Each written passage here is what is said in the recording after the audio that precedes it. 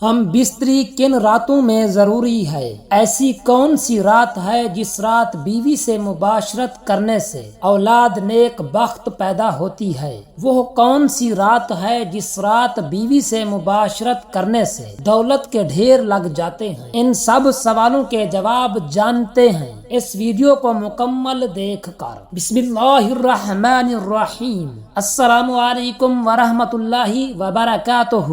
پیارے ناظرین، بیوی سے ہم بستری سے متعلق کچھ باتیں آپ کے سامنے پیش کرنے جا رہا ہوں۔ میرے محترم ناظرین، بیوی کے ساتھ کثرت سے ہم بستری کرنا کیسا ہے؟ شریعت نے بیوی سے ہم بستری کرنے میں کوئی حد مقرر نہیں کی، لیکن غذائیں خالص نہ ہونے کی وجہ سے بیوی کے ساتھ کثرت سے ہم بستری کرنا انسان کی جوانی کو بہت جلد ختم کر دیتا ہے۔ ایک مرتبہ ہم بستری کرنے سے منی کی کثیر مقدار خارج ہو جاتی ہے اور منی کی تیاری میں اچھی غذا کا کثیر حصہ خرچ ہوتا ہے، تو اسی طرح اچھی غذا کی ایک بہت بڑی مقدار ایک مرتبہ ہم بستری کرنے میں چلی جاتی ہے، جس کی وجہ سے صحت پر بہت برا اثر پڑ سکتا ہے اور بعد میں مختلف بیماریوں کا شکار بھی ہوا جا سکتا ہے۔ ان میں سے ایک اہم بیماری سرعت انزال یعنی جلدی فارغ ہونا ہے، اور آدمی جہاں سرعت انزال کے مرض میں مبتلا ہوتا ہوگا تو بیوی سے ہم بستری کی لذت اور اس کے لطف میں کمی ہوگی، اور عورت کی تسکین نہ کر پانے پر آپس میں رنجش شروع ہو جائے گی۔ مزید یہ کہ کثرت انزال سے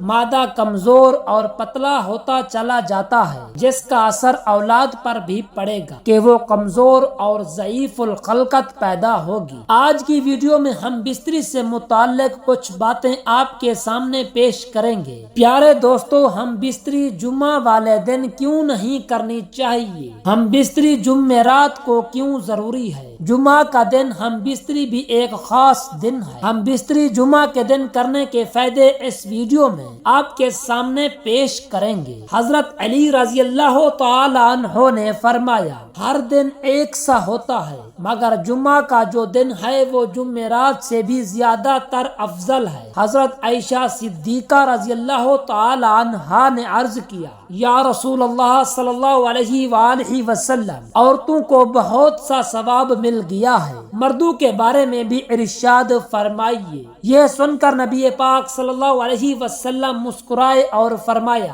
جو مرد پیار سے اپنی بیوی کے گلے میں ہاتھ ڈالتا ہے تو اس کے ہاتھ لگانے میں 10 نیکیاں لکھی جاتی ہیں۔ جب وہ اپنی بیوی سے مباشرت یعنی ہم بستری کرتا ہے تو دنیا و مافیہ سے افضل ہوتا ہے۔ جب غسل کرتا ہے تو بدن کے جس بال پر سے پانی گزرتا ہے اس کے لیے ہر بال کے بدلے میں ایک نیکی لکھی جاتی ہے، اور ایک گناہ معاف ہو جاتا ہے، اور ایک درجہ بلند کر دیا جاتا ہے، اور غسل کرنے کے عوض میں جو چیز دی جاتی ہے وہ دنیا و مافیہ سے بہتر ہوتی ہے، اور بے شک اللہ تعالیٰ اس پر فخر کرتا ہے اور فرشتوں سے فرماتا ہے کہ میرے بندے کی طرف دیکھو کہ ایسی سرد رات غسل جنابت کے لیے اٹھا ہے اور اس بات پر یقین رکھتا ہے کہ میں اس کا رب ہوں، تم اس بات پر گواہ ہو کہ میں نے اس کو بخش دیا۔ روایت میں کہا جاتا ہے کہ شب جمعہ کی وہ رات جس میں بیوی سے ہم بستری کرنے سے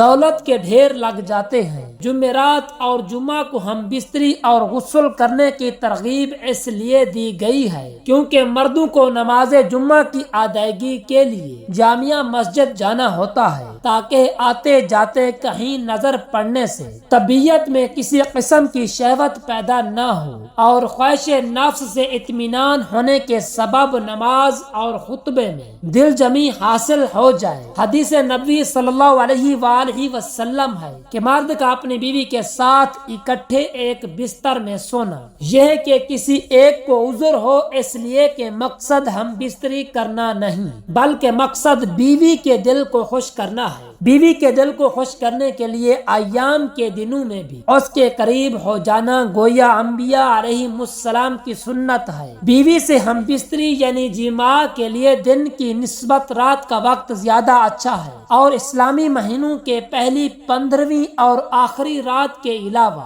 بقیہ راتوں میں ہم بستری کرنا چاہے، کیونکہ روایات سے معلوم ہوتا ہے کہ ان راتوں میں شیاطین زمین پر زیادہ پھیلتے ہیں، اور ہفتے کے اعتبار سے جمعہ کی شب میں بعض فقہا نے جماع یعنی ہم بستری کو مستحب لکھا ہے۔ ہم بستری کرنا مرد اور عورت دونوں کی فطری اور جسمانی ضرورت ہے۔ قدرت نے انسانی نسل کی افزائش اور جنسی اور جسمانی لذت حاصل کرنے کے لیے مرد اور عورت کا جوڑ بنایا ہے۔ ہم بستری کرنا میاں بیوی کے لیے نہ صرف جائز عمل ہے بلکہ بدکاری، زناکاری اور غیر مردوں اور غیر عورتوں سے بچنے کے لیے ایک بہت بڑی ڈھال ہے۔ لیکن ہم بستری کے بارے میں اسلامی اور شرعی اصولوں سے عدم واقفیت اور لاعلمی کی وجہ سے اس جائز اور حلال عمل میں بھی گناہوں کا ارتکاب ہوتا رہتا ہے۔ نبی کریم صلی اللہ علیہ وآلہ وسلم نے فرمایا، جب شوہر اپنے بیوی کو ہم بستری کے لیے بلائے اور بیوی انکار کر دے اور شوہر اپنی بیوی سے ناراضگی کی حالت میں سو جائے تو جب تک وہ ناراضگی کی حالت میں سوتا رہے گا فرشتہ بیوی پر لعنت بھیجتا رہے گا۔ قرآن کریم میں فرمایا ہے کہ عورتیں تمہاری کھیتیاں ہیں،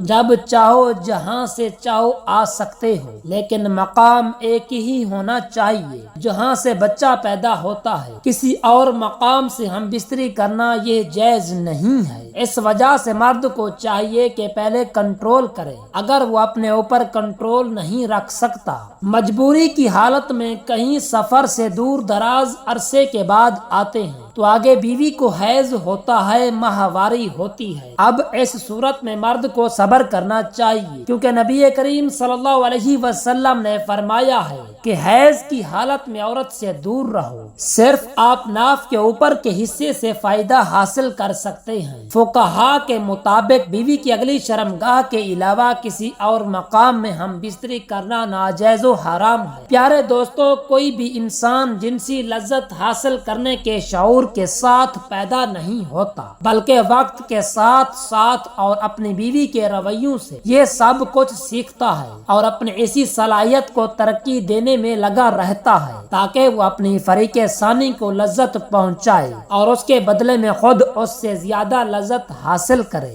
میاں بیوی کا جنسی تعلق کوئی گناہ نہیں ہے بلکہ صدقہ ہے۔ بیوی سے کیسے محبت کریں، شریعت مطہرہ نے بیوی کے پورے بدن سے فائدہ اٹھانے کی اجازت دی ہے۔ البتہ پچھلے مقام میں صحبت کرنا بیوی سے حرام ہے کہ وہ جماع کرنے کا محل اور مقام ہی نہیں ہے، اسی لیے صحبت اگلے حصے میں ہی جائز ہے۔ پیارے ناظرین، عورت کا دودھ اگر منہ میں چلا جائے تو کیا نکاح ٹوٹ جاتا ہے؟ مباشرت کے وقت عورت کے پستان چوسنے یا چومنے میں کوئی حرج نہیں، لیکن خیال رہے کہ دودھ حلق میں نہ جائے۔ اگر دودھ حلق میں دودھ آ گیا تو فوراً تھوک دے۔ جان بوجھ کر دودھ پینا ناجائز و حرام ہے۔ صحبت کے وقت اپنی بیوی کے پستان منہ میں لینا جائز ہے، بلکہ اچھی نیت سے ہو تو ثواب کی امید ہے۔ ہاں، اگر عورت دودھ والی ہو تو ایسا چوسنا نہ چاہے جس سے دودھ حلق میں چلا جائے، اور اگر منہ میں آ جائے اور حلق میں نہ جانے دے تو کوئی حرج نہیں کہ عورت کا دودھ حرام ہے، نجس نہیں۔ کچھ لوگوں میں یہ غلط فہمی ہے کہ دوران جماع اگر عورت کا دودھ مرد کے منہ میں چلا گیا تو عورت مرد پر حرام ہو جاتی ہے اور خود بخود طلاق واقع ہو جاتی ہے۔ یہ بات غلط ہے، اس کی شریعت میں کوئی اصل نہیں۔ مرد نے اپنی عورت کی چھاتی چوسی تو نکاح میں کوئی خرابی نہ آئی، چاہے دودھ منہ میں آ گیا ہو بلکہ حلق سے اتر گیا ہو تب بھی نکاح نہ ٹوٹے گا، لیکن حلق میں جان بوجھ کر لینا جائز نہیں۔ اللہ پاک سے دعا ہے کہ ہمیں اپنی بیوی کے ساتھ حلال طریقے سے مباشرت کرنے کی طاقت اور توفیق عطا فرمائے۔ آمین ثم آمین یا رب العالمین۔ جزاک اللہ۔